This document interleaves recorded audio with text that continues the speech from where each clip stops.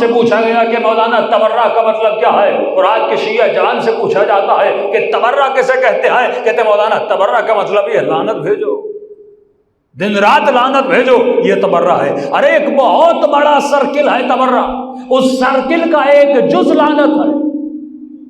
یعنی آپ ایک ٹریل کا تصور کیجئے جس پہ گلاس بھی ہو، جس پہ چائے بھی ہو، جس پہ سموسہ بھی ہو، لیکن اگر آپ کو اس ٹریل میں صرف گلاس نظر آئے تو میں کہوں گا دوسری چیزیں نظر کیوں نہیں آ رہی؟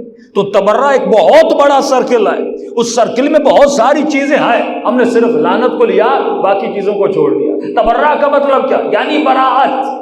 تبرہ کا مطلب کیا ہے؟ یعنی کسی چیز سے نفرت کرنا۔ کس چیز سے نفرت کرتا ہوں کہ آج کے جوان سے پوچھا جاتا ہے اچھا یہ جو لعنت تو بھیج رہا ہے یہ بھیج کس پہ رہا ہے؟ یزید کی آنکھوں پر، یزید کی زبان پر، یزید کے ہاتھوں پر، یا یزید کی ہڈیوں پر؟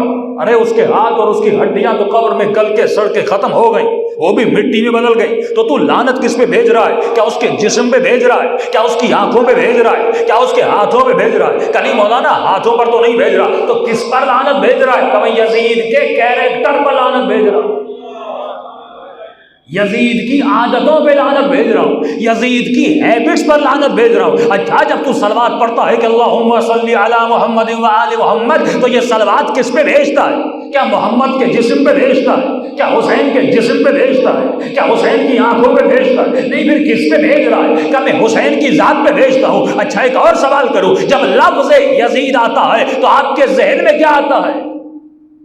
یزید کی آنکھیں آتی ہیں، یزید کی زبان آتی ہے، یزید کے کان ذہن میں آتے ہیں، میں جسم کی بات کر رہا ہوں، یزید کے ہاتھ ذہن میں آتے ہیں۔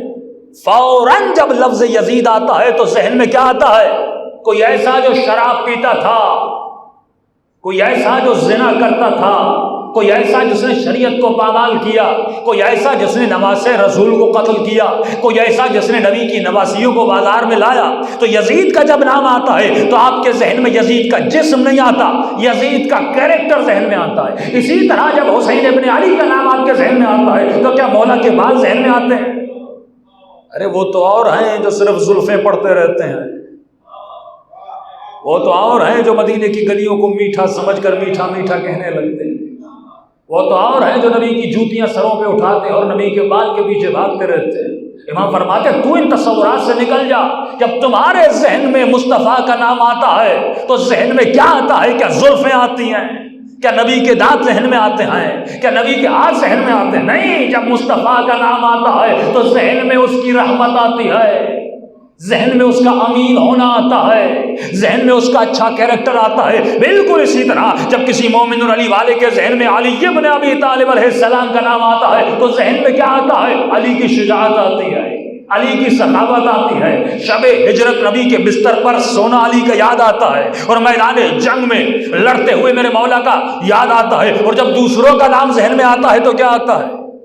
کسی کا بھاگنا، کسی کا رونا، کسی کا بار بار سوال پوچھنا۔ تو اس کا مطلب جب عارف کاظمی دنیا سے چلا جائے گا اور آپ سے پوچھا جائے گا کون عارف کاظمی، تو آپ کے ذہن میں میرا حلیہ نہیں آئے گا، میری تصویر نہیں آئے گی۔ شاید چند لوگوں نے دیکھا ان کے ذہن میں تصویریں یاد ہو، لیکن جب نسلیں گزرتی جائیں گی اور آپ کسی نسل کی گزرتے ہوئی شخصیت کو یاد کریں گے تو آپ کے ذہن میں کیا آتا ہے؟ اس کا کیریکٹر آتا ہے۔ تو معصوم اب یہاں پہ سمجھانا چاہتے ہیں کہ انسان ظاہر کو چھوڑ دے، باطن کو سمجھنے کی کوشش کر، جو حقیقت ہے وہ تمہارا باطن ہے۔ یزید بھی یزید بنا نہ نام کی وجہ سے، نہ جان کی وجہ سے، نہ جسم کی وجہ سے۔ اگر یزید یزید بنا تو اپنے کیریکٹر کی وجہ سے، اگر حسین حسین بنا تو اپنے کیریکٹر کی وجہ سے۔ اب مولا علی فرماتے ہیں کہ عیشیو کونو لنا زینن ولا تکونو لنا شینا، کہ ہمارے لیے باعث زینت بننا شیعہ بھی وہ ہوتا ہے جس کا کیریکٹر اچھا ہوتا ہے۔